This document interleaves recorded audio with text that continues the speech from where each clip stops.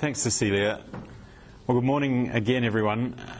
This morning I'm talking about technical diving, and I enjoy talking about the subject. It's something that I'm quite passionate about, something I do, and I think it's important for a group of high-end diving physicians to have a reasonable grasp of what's going on out there in the diving community in this regard, because you will encounter these divers, and the reason they're interesting to us is that they're indulging in quite radical diving activity, and so these guys are presenting with accidents more commonly than normal divers, scuba air divers, and when they do present with accidents, they're often quite unusual and often serious. And so this is one of the areas in this modern day and age where decompression sickness has actually become less common, where we still see the classic serious cases which are challenging and fun to manage. So technical diving is something that we should be aware of, and I'm going to take you through not so much the pathophysiology associated with it today, but more the operational aspects, like what is technical diving and what do they do and how do they do it. That's kind of where I'm going with this. So what is technical diving? And that definition has been a moving target over the years. Some of you have probably been diving or been around long enough to remember the days when nitrox was introduced, and nitrox was the great Satan, and we were all catastrophizing about what a disaster it was going to be. And these days you go to places like Palau or many dive resort destinations and everyone dives nitrox. So whereas 15, 20 years ago nitrox was very technical, now it's just run-of-the-mill diving. So I prefer not to try and define it in terms of which techniques it actually is, but kind of more what it isn't. So it's a suite of techniques employed by recreational divers to overcome the limitations on depth and duration imposed by single-cylinder open-circuit scuba air diving. So that's what it's not. It's not air diving with a single cylinder of air, which is what most divers are taught to do. And I'm going to describe that suite of techniques to you today. So that's what we'll do. So as we go through this, what I want to do is start off with a little discussion about the limitations of air diving. And it's a bit like yesterday. I have to say, I do understand that most of you get this and you know them, but for the sake of completeness, we'll go through that. And then we'll talk a bit about the technical diving techniques that have evolved to overcome those limitations, and I'll finish by talking about the safety of technical diving and the boundaries that we're kind of up to, like where we've got to with technical diving, what people are doing. So let's start off with a discussion of the limitations of air diving. And mostly these sorts of discussions begin with a diagram like this. I know you all know this, but it's just worth pointing out a couple of salient features. That obviously pressure increases by an atmosphere every 10 metres. By the time you're at 90 metres or 300 feet, you're at 10 atmospheres of pressure. And one of the biggest implications of that, especially for open circuit diving, is that if you exhale a tidal volume of 1 litre at 10 atmospheres, it becomes 10 litres by the time it reaches the surface. And so if you are open circuit scuba diving at those kind of depths, you use your gas incredibly quickly. And that's probably the main point to come out of that slide for the moment. So since 90 metres is there, why don't we ask ourselves, what would the problem be going single-cylinder air diving to 90 metres? And we can make, I think you could probably generate a fairly quick list on that, couldn't you? And first of all, a single cylinder of air would last less than 10 minutes at depth, and you can prove that to yourself with a simple calculation. If you've got a cylinder with a 10 litre internal volume, which a number of them are, you fill it to 200 bars or 200 atmospheres, that's 2,000 litres. And if your surface air consumption swimming around at about half a knot, 4 or 5 mets, is 20 litres a minute, then your consumption at 90 metres, where the pressure is 10 atmospheres, is given by your surface air consumption times that 10-minute period times ambient pressure, which is about 2,000 litres, which is the total contents of that cylinder. So 1 cylinder of gas is not going to last you very long at all if you're at a depth like 90 metres. And if you were going to do that on open circuit, you'd need lots of cylinders. We'll come back to that. Be a very strong narcotic effect of nitrogen. Who's been to 50 metres on nitrogen? On air, yeah, in a chamber. Yeah, right. It's pretty cool, isn't it? I mean, it's a great recreational drug, nitrogen. No hangovers. It doesn't sort of do anything to your physiology except at the time. But we, on many occasions, have run experiential dives for, you know, general divers in chambers. I'm sure many of you have seen this done, maybe participated in them. And they turn into laugh fests and all sorts of strange behaviour ensues. We've even had people taking their clothes off, and which enhances the laughter even more in most cases. But I mean, that's 50 metres. What about 90 metres? People have been to 90 metres on air and bragged about it when they live. Not all of them live. Decompression on air is very inefficient. So, as you'll see when I speak about the technical diving techniques, during decompression from a deep dive, the more oxygen you can breathe, the faster you eliminate inert gas. And so one of the aims in technical diving, whichever technique you happen to use, is to maximise the oxygen that you're breathing because it is much more efficient for decompression. If you breathed air at 10 atmospheres, the PO2 would be 2.1 atmospheres, which is too high. It's too high in the water. You might be saying, oh, well, hang on, don't we treat patients at 2.8 atmospheres in a hyperbaric chamber with 100% oxygen? And that's true, we do. But what I want to point out to you now, I might as well get this out here, is that the risk of a seizure in the water, breathing high pressures of oxygen, is way higher than in a chamber, way higher. And what's more, the consequences of having a seizure in the water are a lot worse. When someone has a seizure in a chamber, well, you take the oxygen off, support their airway, passes, put them back on the oxygen, carry on with the treatment, pretty much. In the water, they drown. So you don't want it.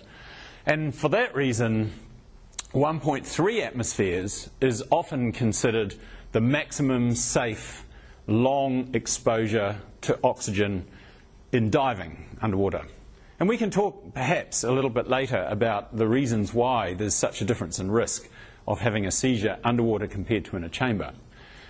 The gas density, if you breathed air at 10 atmospheres, would be around 13 grams per litre, and the work of breathing would be incredibly high. It'd be like sucking treacle through a straw. And of course then you get into trouble with carbon dioxide retention, and that will come out in the lecture that I'm going to give tomorrow about respiratory physiology. So we'll put that on hold. But what I can tell you is that about 6 grams per litre is considered the maximum density that you should be breathing underwater for your safety. And we'll talk about that tomorrow too. So there's a whole list of things that make air diving at those kind of depths very undesirable. So let's ask ourselves the question, and this is an interesting, for any of you who are divers, it's an interesting thing to speculate on if you're not technical trained. If we wanted to go to 90 metres, and that's a depth that I visit reasonably frequently, when there's a good reason to do so, I might add. If you wanted to go to 90 metres, how would you do it? How would we go about doing a dive like that? So the next part of this presentation is to describe to you a suite of techniques that would allow you to visit 90 metres. If you're going to do this, you need a dive plan. And let's just say that what we want to do, we want to visit a shipwreck that's in 90 metres and we want 20 minutes bottom time. So our plan is 90 metres for 20 minutes. You're going to need a gas plan. So what gases are you going to breathe? We've already established it can't be air. And you're going to need a decompression regimen. And you do it in this order because in order to have a gas plan, you need to know what your dive plan is. And to calculate a decompression regimen, you need to know what gases you're going to breathe. So those are you make the choices more or less in that order. And if you want a bit more information on this, and by the way, these slides will be made available to you. That's right, isn't it, CJ? We can distribute these. So don't write all this down, but David Dulett and I wrote a review article on these kind of techniques just a year or two ago, which is accessible through the Rubicon site, and you can look at all this in a little bit more detail. So, in terms of gas choice, there are 3 factors that you should look at, especially for the gas that you're planning to breathe on the bottom. So we want a gas we can breathe at 90 metres safely. And there are 3 factors we need to look at. The amount of oxygen in the gas, the amount of narcosis that the gas that we breathe is going to produce, and the gas density. Now there are formulas for all of these things, but I want to make this a formula-free presentation. Those formulas are in that paper. So I'm just going to kind of show you the results of that sort of consideration for our 90-metre dive. So what we're going to breathe for the bottom is something with 13% oxygen in it, because that gives an inspired oxygen pressure of 1.3 at 90 metres. And 1.3, remember I said, is the generally considered maximum amount of oxygen that it's safe to breathe for a long period of time during a dive. So 13% oxygen at 10 atmospheres, 90 metres, is 13%. That is 1.3 atmospheres. So that's our oxygen fraction. And then we're going to put nitrogen, 27% nitrogen in it. And we've chosen that because that gives you the same amount of narcosis as an air dive to 24 metres. And that's a level of narcosis that I'm happy to accept. You could choose more, you could have more nitrogen or less nitrogen, depending on how much narcosis you're prepared to accept. I'm quite happy to have as much narcosis as I would experience at 24 metres on an air dive. There's a formula that can give you that. And the rest is 60%, and that's going to be helium. And the convention is that when you describe these gases, you use the fraction of oxygen and the fraction of helium to describe the gas. So this is trimix because it's oxygen, nitrogen, and helium. 13 for the oxygen, 60 for the helium, and it's just accepted that the balance is nitrogen. So our bottom gas is going to be trimix 1360. Happy with that? For all of those, well, for that's breathable at that depth. And if we do a density calculation, it comes out at about 6 grams per litre. And if it was higher than that, I'd probably decrease the nitrogen even more and increase the helium, because helium is a very light gas. Can you say why you don't use just heliums? Yes, I can. So the question Jörg has asked is, why don't we just use pure heliox? On a rebreather, I might, actually. But I'm planning this dive as though, at this point in time, it's going to be an open circuit dive. So if you're going to breathe helium on open circuit, you want to minimise the amount of helium you're using because it's very expensive, because you lose it all out into the atmosphere, the water. But if I was using a rebreather, which is how I do it, I might use pure heliox and have no nitrogen narcosis at all. If you're doing extremely deep dives, and I'm talking deeper than 150 metres, and that's a depth I've been to a few times, then it's favourable to have a small amount of nitrogen in the mixture to avoid the thing called high pressure neurological syndrome, which you may have heard of. A small amount of narcotic gas helps ameliorate that, and that is why you need to have some nitrogen in the mixture for those kind of dives. But fundamentally, for open circuit diving, having nitrogen in the mixture is an economic consideration. The third thing that I would say in that regard is that, rightly or wrongly, and that's a discussion I don't want to get into, most of the decompression and planning algorithms penalise you for having all helium, because it is assumed that you take helium up a lot faster than nitrogen. So for bounce diving, it's assumed, rightly or wrongly, because there's debate about it, that having a bit of nitrogen actually results in less decompression. So there's 3 reasons, really, why you might have some nitrogen in the mix. And for our decompression, obviously you don't want to breathe this gas for the whole dive. So for our decompression, we're going to have gases with increasing amounts of oxygen, because remember I said the aim during decompression is to increase the fraction of oxygen you're breathing so that you outgas quicker. So we'll use nitrox 36. We'll get rid of the helium completely. We don't want helium in the mix when we're decompressing. So we'll breathe a nitrogen-oxygen mixture with more oxygen than air, so nitrox, so 36% oxygen. And we'll do that from 24 metres, where the PO2 will be about 1.3 when we change to the nitrox mix. And finally, for our last stop at 3 metres, we'll use 100% oxygen. Now, there's other ways you could do this. You could choose other gases. You could have larger number of gases, but carrying more than 3 gases is pretty tricky. And so that would be a plausible and relatively typical way in which a technical diver might take this dive on. And then you need to decide on a decompression regimen.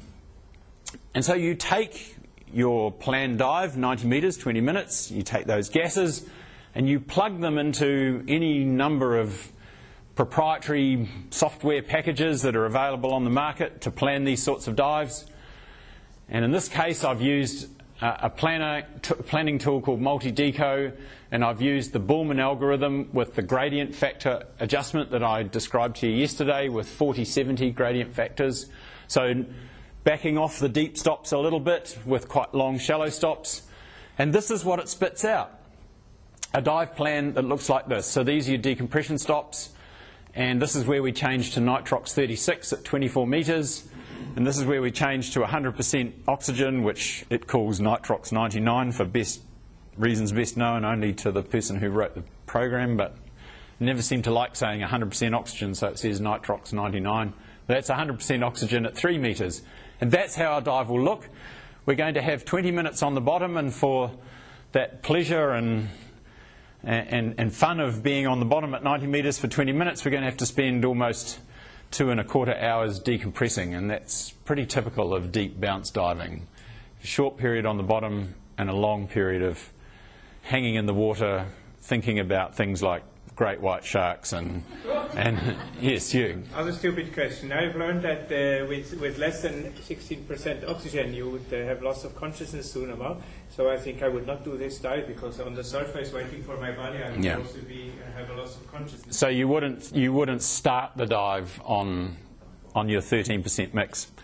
I'd make 2 comments about that. I completely agree with you. I'd probably travel to 10 metres on my nitrox 36 and then change to the bottom mix. So Jörg makes a good point. If your bottom mix is a hypoxic mix, you might not want to breathe it right from the surface. You can actually breathe 13% oxygen at the surface. If you try to work hard on it, it'll make you feel a bit lightheaded. I wouldn't recommend that. But we've run quite a few trials with people breathing 10% oxygen at the surface. It's not as bad as you think. And in fact, we've even run some studies with people breathing 10% oxygen and exercising at the surface. That isn't very pleasant, and I wouldn't recommend it. So I take your point, and I agree with you. And so you might travel the first 10 metres on your nitrox and then change to your bottom mix. So thank you for that, Jörg. That's a good point. So the decompressions are usually done on a line. So here's the line coming up from the bottom, and then not unfrequently we'll have these sorts of arrangements where you've got bars at 9 metres, 6 metres and 3 metres, because your shallowest stops are the longest stops, and we just sort of sit there and chill out on the bars. Most of us have underwater iPods, so you can listen to music, a bit of air guitar during your deco. It's remarkable how long, how quickly it's water guitar. You know, thank you. That's for that minor technical detail, Jack. I appreciate that. It's remarkable how much faster a decompression goes if you can listen to an album that you like. Or some people watch videos. I find I can't do that. I don't like because you are always moving a little bit. It just upsets me. But certainly music's very cool. And so that's kind of how it usually ends on a decompression stage like this. This is at Bikini Atoll under the boat there. So what are the problems with that plan as we've sort of outlined it? Well, one of them is that you're going to need a lot of expensive gas to do that dive. So, and this is part of the operational description of planning a dive like this. If you were an open circuit technical diver, you would have to go through an exercise that looks exactly like this. So you generate a table that allows you to plan the amount of gas you've got to carry. So this is for our Trimix 1360. Remember, we're going to breathe it, not quite from the surface, Jörg, maybe, but we're going to breathe it for the descent at the bottom and for the ascent up to 27 metres, and we're going to change to nitrox at 24 metres. And so what you've got to do is you've got to take, for every one of those depths and the times and your surface air consumption equivalent, you have to put them in columns like this and calculate the volume of gas you're going to need at every one of those periods. So that's our bottom time, that's our ascent, this is our first stop, second stop, third stop, and you multiply the ambient pressure by the time, by your surface air consumption to give you a volume, and then you add all that up, and that gives you a total volume. And it's typical in technical diving planning to multiply that total volume by 1.3 to give yourself a safety margin. So you don't ever want to take just the amount of gas that you're going to use. And so that would give you 7,200 litres of Trimix 1360 that you're planning to use for that dive. I can tell you that if that was New Zealand, I don't know what helium costs here in South Africa, but if this was New Zealand, that dive would probably cost you nearly somewhere between $500 and $1,000, which is a lot of money. It's an awfully large amount of money for the helium, which is why very little of this kind of diving is getting done on open circuit these days. It started out when helium was cheap, everyone was doing this, but this is dying out now. And then you have to go through exactly the same exercise for your nitrox 36 and your oxygen. And we calculate we're going to need 2,500 litres of nitrox and almost 1,000 litres of oxygen. And so you go through that exercise, and then you have to say, right, well, how am I going to carry those volumes of gas? And so this is a challenge. You see this guy. So yes, you could carry that amount of bottom gas in twin 18-litre steel tanks, 18-litre internal volume steel tanks, pumped up to 230 atmospheres. That gives you 8,280 litres. We need 7,200. So yeah, that's plausible, and it's typical to carry your bottom gas on the back. And then you can sling these side slings. So nitrox 36, a 12-litre steel tank, that would give you 2,760 litres. So that covers what we calculated we'd need. And then you'd put your oxygen in a 10-litre tank, and again, plenty of oxygen. We have more oxygen than we need. And that might be a typical configuration for a dive of this nature. And I mean, that's a 90-metre dive. I mean, what about if you want to go to 120 metres or 150? I mean, my deepest dive is 180 metres. How would you do that, you know, with cylinders? It would be really difficult, although that doesn't stop some of the exponents at the sort of lunatic fringe of the sport trying it, and that has happened. I mean, I just think this is dangerous. You can't really move. You know, it looks fine, I suppose, but yeah. And here's another problem with that plan. It's not insurmountable, and the plan will still work. The decompression accounts for this, but I've said to you that you can probably breathe a PO2 of 1.3 atmospheres for a long period of time, for hours, and it won't do you any harm. And by doing so, you would optimise your decompression. But look what happens to your inspired PO2. So this is an inspired PO2 here, and this is the depth, as from deepest point, from the bottom, as we decompress towards the surface. And when you're breathing the trimix, obviously we've optimised it to be 1.3 atmospheres of oxygen at the bottom at 90 metres. But as you start to ascend, of course, the inspired PO2 is going to fall as the ambient pressure falls. And you won't get back to the optimal PO2 of 1.3 until you change to the nitrox. And that will only last while you're at the 24-metre stop, and then as you ascend, the PO2 will fall, and then you'll be back to the optimal PO2 for the last stop at 3 metres. So you're not optimising your oxygen, inspired oxygen, as much as it could be possible to do by using these three mixes on open circuit. And I'm going to contrast that with rebreathers in a moment. So you could do this dive in this way on open circuit. And in fact, as I've implied, many people did for many years, especially when helium was cheap. This is how it was done. But the other way of going about this is to use a rebreather, which is, this is a picture of me taken by Pete Mesley. Again, this is the same place. I think I showed a photo of myself under here the other day. This is on the Nagato. So these are the stern guns. And we're actually under the ship here.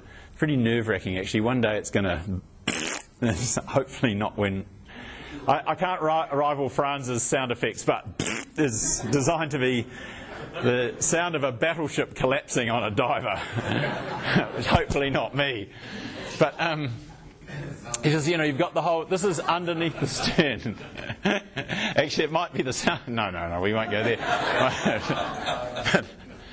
So the alternative is to use a rebreather, which is what you see me doing here. This, of course, is not 90 metres. This is 50 metres, but it's still a reasonably deep dive. So why would you use a rebreather?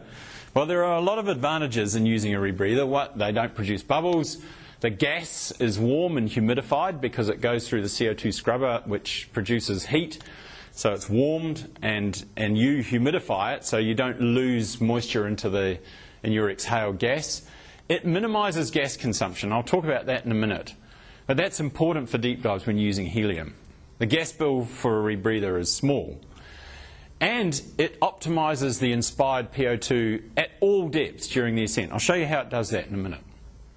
So this is a little wreck called the Jennifer K. It's a fishing boat out on a beautiful white sandy bottom off Brisbane. It's in 80 metres. This is me using a Mark 15.5 rebreather, and this is an open circuit diver, and that's about $5 worth of helium on its way to the surface, whereas I probably use $5 worth of helium for the whole dive. And it really does make a big difference when you're using a rebreather. So how do these things work?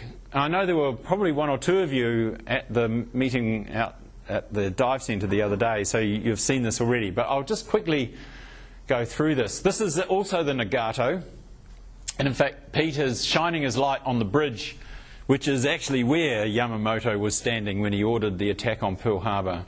Very cool history. So how do these things work? Well, a rebreather is effectively like, I feel like I'm repeating myself here because I said this a couple of days ago, but most of you weren't there. I kind of feel like I'm repeating myself. But a rebreather is tantamount to breathing in and out of a bag, right? It effectively is like putting a bag over your mouth and nose and breathing in and out of it. And if you do that, then two bad things will happen, as you know. The CO2 will rise and the oxygen will be depleted. So if you're going to breathe in and out of a bag, you need to do two things. You need to remove the CO2 and you need to replace the oxygen.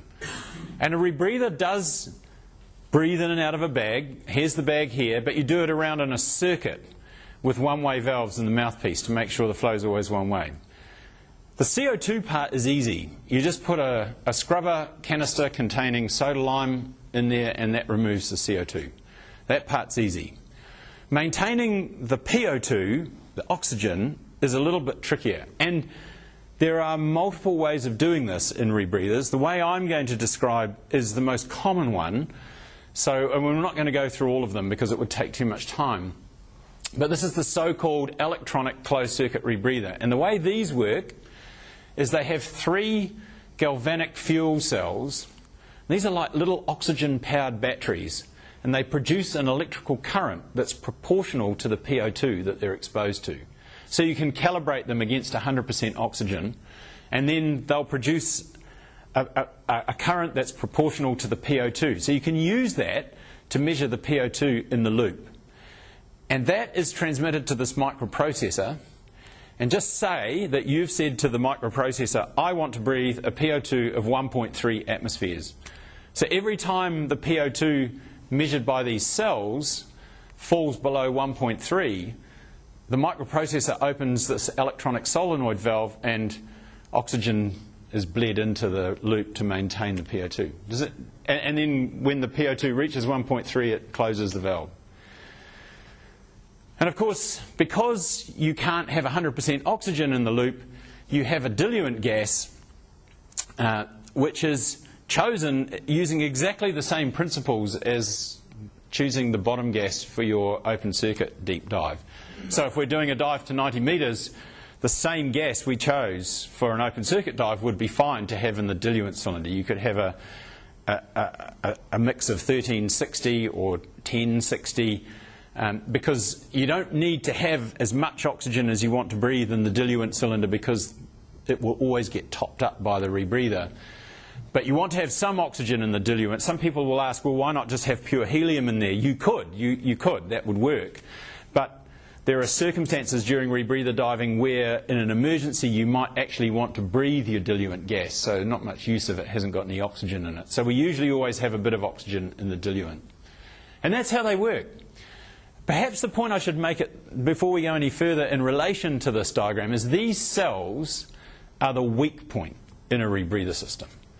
They are consuming, so they eventually crap out in an unpredictable way. in general, they should last at least a year. They should last about 18 months, in fact. But some do and some don't. And when they fail, it can be quite insidious. So it's not obvious that they've failed. The values can just drift out of calibration a little bit. And that can lead to quite significant problems. I'll describe a case in a moment where that happened. And so it's very important, and rebreather divers have to be incredibly disciplined about replacing those cells, no matter how well they seem to be performing, every year or 18 months at the most.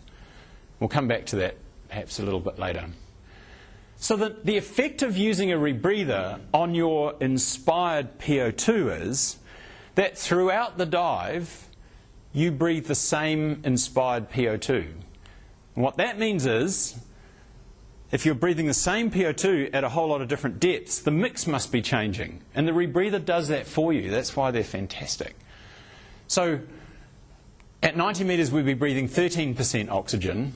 At 30 metres, we're breathing 33% oxygen. When we're on our 3-metre stop, we're breathing 100% oxygen.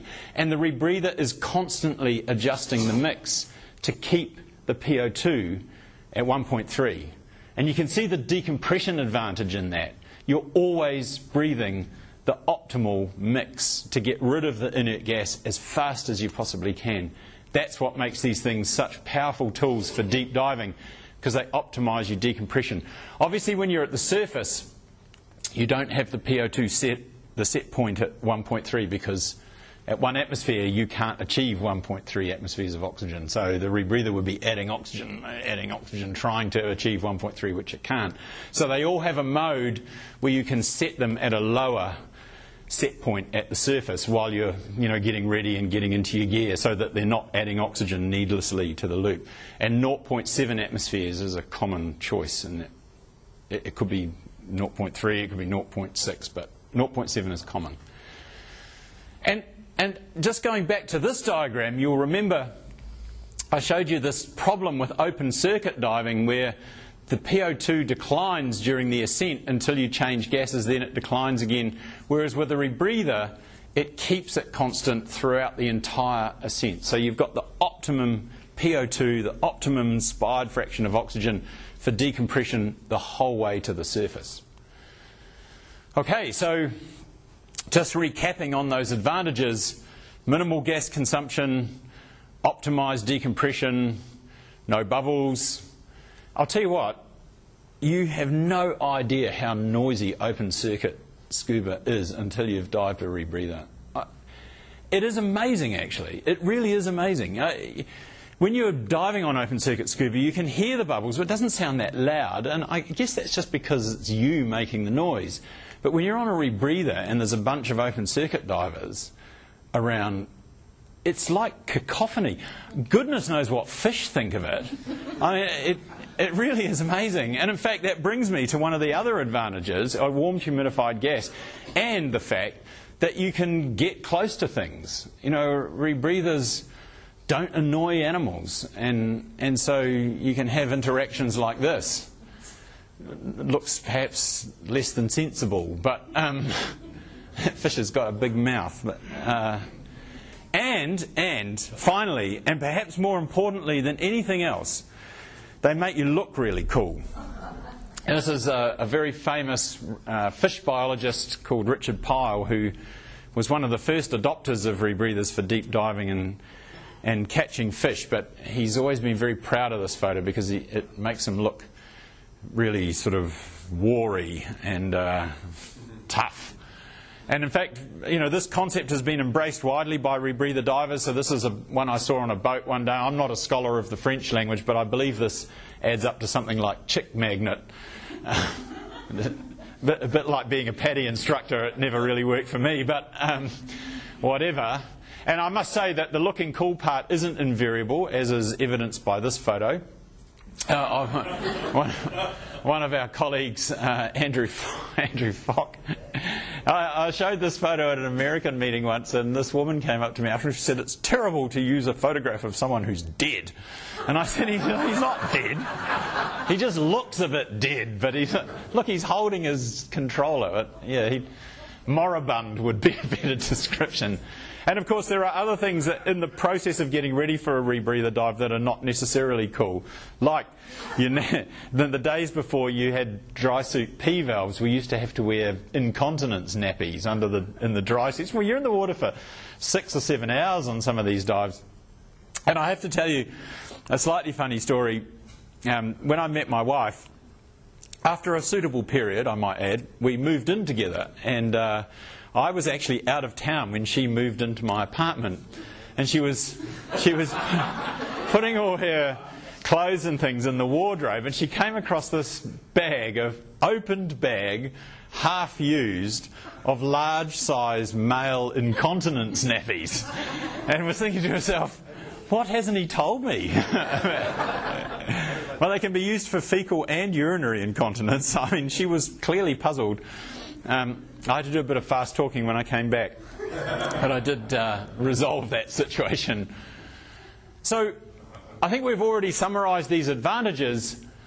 I think the thing now, the honest thing to do, is to summarise some of the disadvantages, because there are some. So they're expensive. Even the sort of cheaper ones for an electronic closed-circuit rebreather, I mean, I struggle to convert to Rand, but certainly in terms of US dollars, maybe $8,000 US for an inspiration rebreather. So they're not cheap things. They don't entirely eliminate the need to carry cylinders, because if you're at 90 metres and the rebreather fails, you have to have something to go on to. I've only ever had to bail out once in my entire career, over 1,000 hours on rebreathers, but if it happens and you don't have that gas, you will probably die. I mean, it's very alpine to not take bailout gas. So you still need to carry something. They need maintenance. They've got many failure points. If you're the sort of person who loves throwing their open circuit gear into a wardrobe and forgetting about it, going back 6 months later and grabbing it out, these things are not for you, because you need to be absolutely anal retentive about maintenance and being careful with them. One of the problems with them is that they work incredibly well almost all of the time, and so they encourage you to become complacent. You know, you can literally, I mean, it's not hard. You get the gas right, you can throw it on your back and swim to 90 metres, and it looks after you. You can and swim up again. And obviously you need to come up at the right rate, but you pretty much don't have to do anything. It just does it. And of course, once you've done that 100 times and nothing's gone wrong, it's easy to start thinking that nothing will go wrong. So you can become complacent. And not surprisingly, they're pretty dangerous. So how dangerous are they? This is a photograph of me inside the Prinz Eugen, which is a German battle cruiser that was actually with the Bismarck when she sank the hood. And the Eugen escaped. The Bismarck got sunk, but the Eugen escaped and ended up at Kwajalein at Bikini as part of the nuclear tests there, and then sank at Kwajalein a little bit later. So this is inside the Eugen. So a few years ago, Andrew Fock published, the moribund guy in the photograph I showed you before, published a little study that looked at rebreather deaths over a period of years. And long story short, the sort of last 4 or 5 years of the study leading up to 2010, there were about 20 deaths annually in the world on rebreathers. I mean, rebreather deaths are reasonably identifiable. You know, there's websites, people talk about these things. Probably not all of them, but it's almost certainly most of them. The question then is, how do you interpret that? How many rebreather divers are there? And we've been able to make some intelligent guesses based on training data. This was published in 2014 and kind of corresponds, you can kind of make sense of Andrew's data in terms of the last few years of it here. But up until 2010, 2011, the 3 biggest training organisations had trained 18,000 entry-level rebreather divers worldwide. Now, you have to make assumptions about how many of those were still active, and it would be even more assumptions to assume how many dives they do. But based on participants, if you say that there's probably somewhere between 5,000 and 15,000 rebreather divers based on 18,000 people having been trained, then If it's 5,000, 20 deaths per year is 400 deaths per 100,000 participants per year. 10,000 rebreather divers, there'd be 20 deaths, is 200 per 100,000 per year, and if there's 15,000, it's 133 per 100,000 per year. And if you take the middle one of those and say, okay, it's somewhere around 200 deaths per 100,000 participants per year, and compare that to what is pretty hard data for normal recreational divers. So this comes from insured DAN members. I think this is quite a hard number, 16 per 100,000 per year. And you can do all those comparisons with other things, but jogging is apparently about 13 per 100,000 per year. Rebreather diving is starting to look a bit dangerous, especially in comparison to open circuit scuba diving. So we have this very crude data that suggests rebreather diving is, an order of magnitude more dangerous. So why is that? And one of the arguments is, well, it's not actually the rebreathers, it's the kind of diving people do with them. And that's probably a valid argument. And this little video here is of me very deep inside the USS Saratoga at Bikini Atoll. Now, I can tell you, I would not be where I am in this video if I wasn't wearing a rebreather. I wouldn't be. I am carrying bailout, by the way. You can just see it underneath there. But the point is, rebreathers do facilitate dives into places or down to places that you wouldn't go with open circuit. And so it might not be the rebreathers, it might just be the kind of diving, but it's the circular argument, because if it's the rebreathers that facilitate that kind of diving, then it's still rebreather related. So it may be the kind of diving.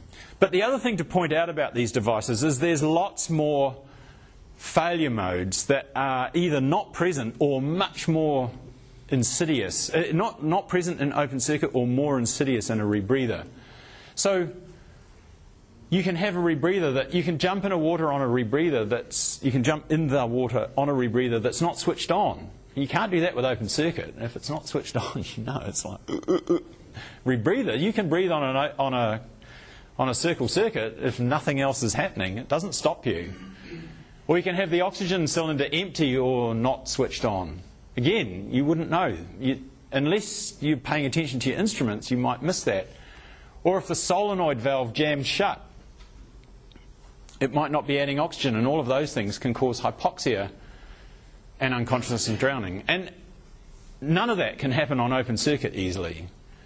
And then the solenoid can actually jam open, or if your oxygen cells fail and start to drift low, then the rebreather will start adding oxygen because it thinks the PO2 is low, and that could produce hyperoxia. You could have a seizure, become unconscious, drown and die. That can't easily happen on open circuit scuba. It can actually happen if you change to the wrong gas at the wrong depth, but it's harder on open circuit scuba.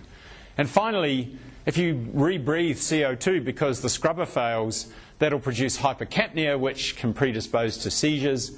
That, incidentally, is the reason why, almost certainly why, we're more prone to oxygen seizures in the water than we are in a hyperbaric chamber, because CO2 retention, as I'll tell you tomorrow, is quite common in diving. And hypercapnia itself can cause progressive debilitation and unconsciousness. So all of these things can occur in rebreather diving and not so easily in open circuit diving. So it's probably partly to do with the devices themselves.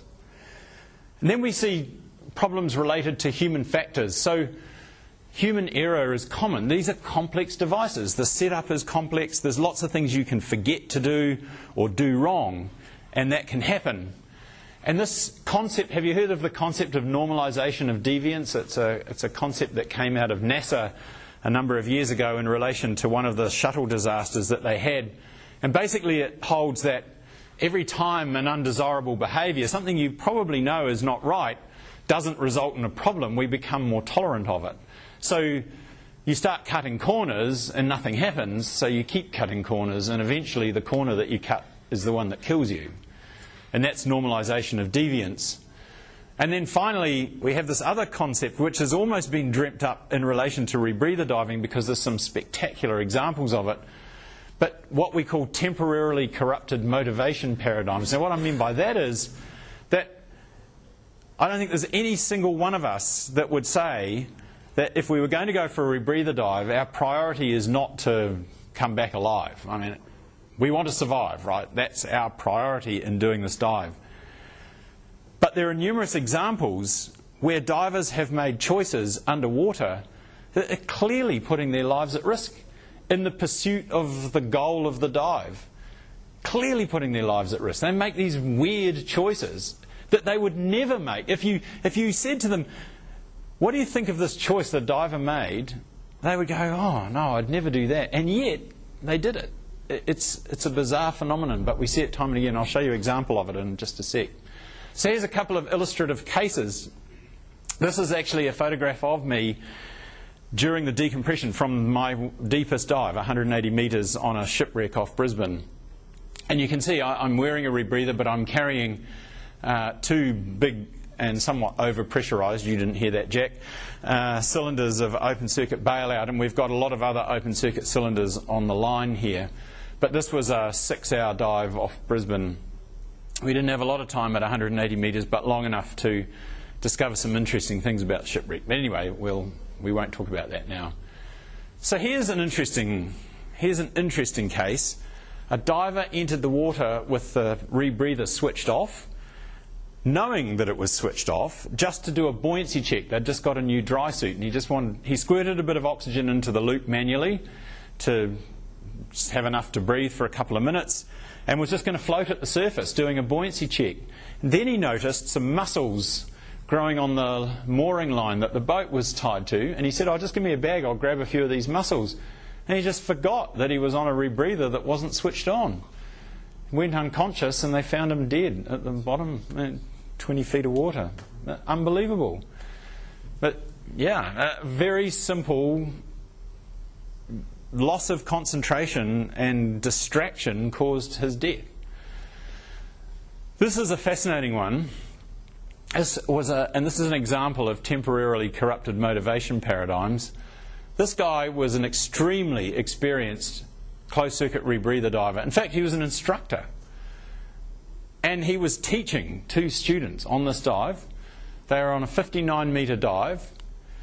And then, to the abject horror of his students, when I say students, they were students of deep rebreather diving. They were clearly divers, well-established divers.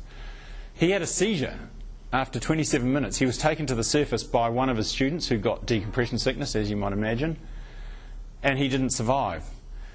And when the rebreather was examined later, it showed a simultaneous failure of 2 of the oxygen cells. And both of them were over 3 years old. 3 years. 3 years old. And one of them was actually current limited below the set point. I'll tell you what I mean by that in a minute.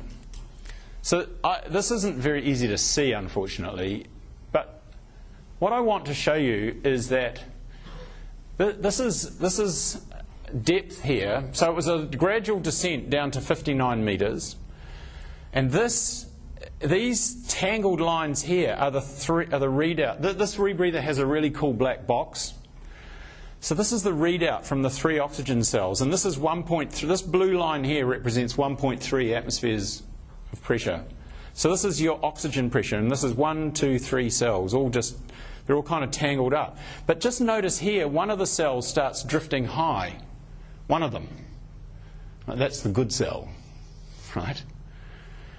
And one of the cells is just above the set point, and the other one, unfortunately, is obliterated by this line, but it's below the set point. What happens when one cell drifts away from the other 2 is that the rebreather ignores that cell, and it concentrates on the 2 that are close together because it assumes that 2 is more likely to be right than 1. So what's happened here is 2 cells have failed simultaneously. One of them has failed enough that it's below the set point, and it's dragging the average of the 2 below the set point. So the rebreather is adding oxygen, adding oxygen, adding oxygen to try and bring the PO2 up to 1.3. But what's really happening is the PO2 is going up, and by here it's 2.6, and that's as high as the thing will log. By the time he had his seizure about here, it was probably up around 4 atmospheres of oxygen in that rebreather. Now here's the other scary thing. See these yellow lines here? That throughout this orange period, the rebreather is alarming and saying you've got a problem with your cells. When one cell drifts away like this, the rebreather will tell you. And this rebreather was trying to save this guy's life. It was alarming. And every one of those yellow bars there is him suppressing the alarm, telling it to shut up. What do you think of that? I mean, if he was here alive today and we showed him that and said, what do you think of that? He'd go, it's crazy. Why would you do that? Why would you do that? Because you've got temporarily corrupted motivation paradigms. Anyway.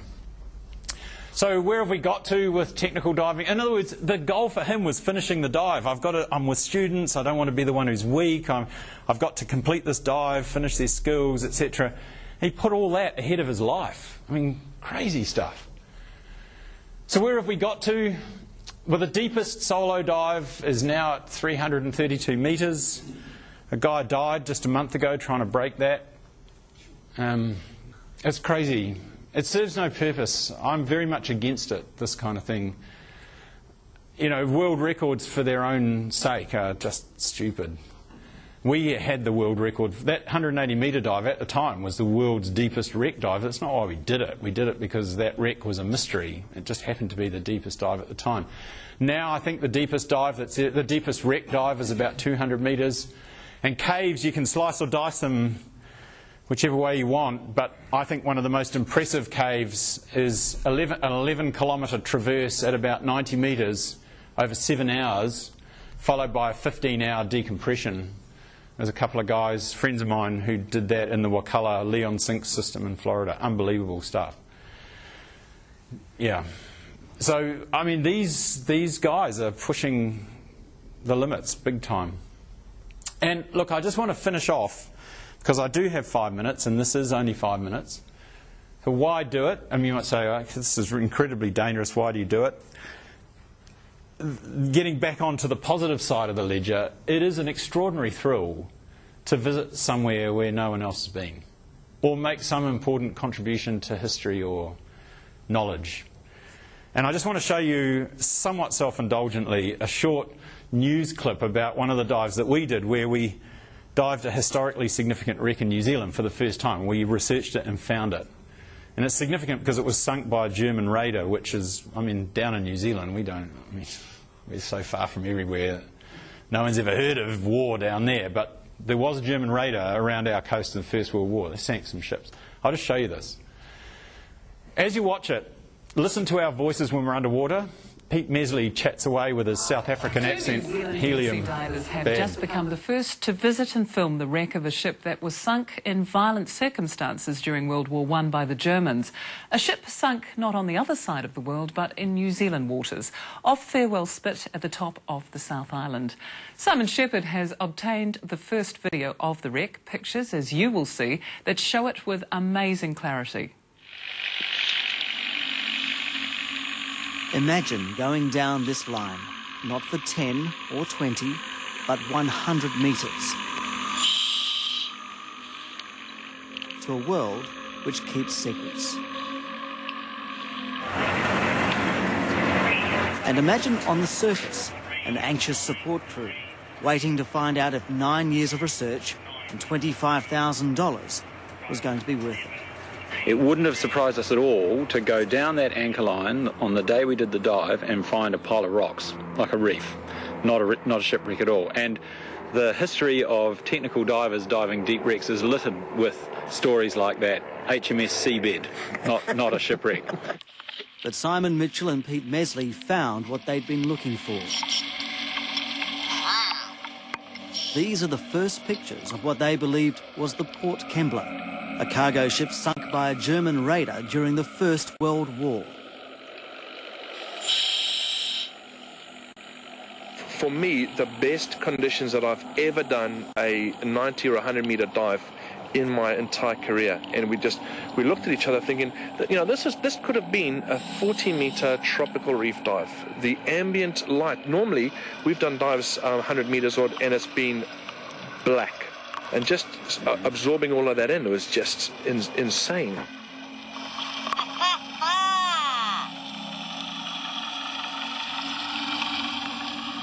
This dive had the weight of history riding on it.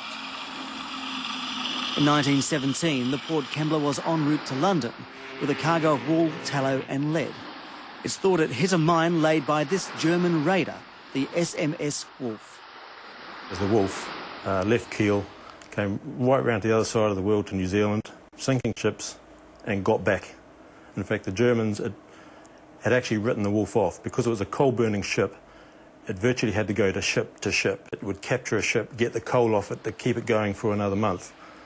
And it was at sea for so long that even the Germans had given up hope that it would actually get back. The Port Kembla was one of 4 ships sunk by the Wolf in New Zealand waters. Others included the Wairuna at Raoul Island and the passenger liner, the Waimura, off Cape Reinga. It's an interesting story for me because it's one that very few people know about. You talk about World War I, German ships over in New Zealand, sinking ships in New Zealand. And it's just something most people just can't get to grips with. It was Mike Fraser's research into where the Wolf laid its mines that led the dive team to the wreck. But to prove it was the Port Kembla, the divers had to find some evidence. I turned around and I swam back towards Simon, and I saw him scuffing around in a little wee hole somewhere, and I thought, oh, hello. So I came around over to him, and he just turned around in this billowing silt, and we heard a few whoops and yeehaws, and Simon started to uncover a plate, and he started to give it a little bit of a clean off to look for any identifying marks. And then Simon lifted up his thumb, and of course there was the... It was right where my thumb was. It was the very last place I looked on the plate. It said Commonwealth and Dominion Line, which was the owners of the Port Kembla, and there it was, just like that. Yeah. It was proof enough, but conditions were so perfect, the divers went down again the next day. The mission, find the ship's bell. And sure enough... We actually don't believe in pillaging wrecks and taking all the artefacts off them. And let me say, there are a lot of artefacts on this wreck that we just left alone. But we felt that if we could find the bell, we would really like to see it go to somewhere appropriate, like the National Maritime Museum. And we have already made approaches to them about taking it and putting a Port Kembla display up. And I think that they're going to do that. And so the bell is in the National Maritime Museum. I mean, that's kind of what I mean about the satisfaction that you can get from, this was a piece of New Zealand history which no one had ever elucidated, and we were lucky enough to be the ones that did it. So, no, very cool, but not without its hazards. Anyway, I hope that's given you a good introduction to technical diving and some of the methods that are used, and I'll stop there because I'll have the Gruppenführer telling me off. Thank you.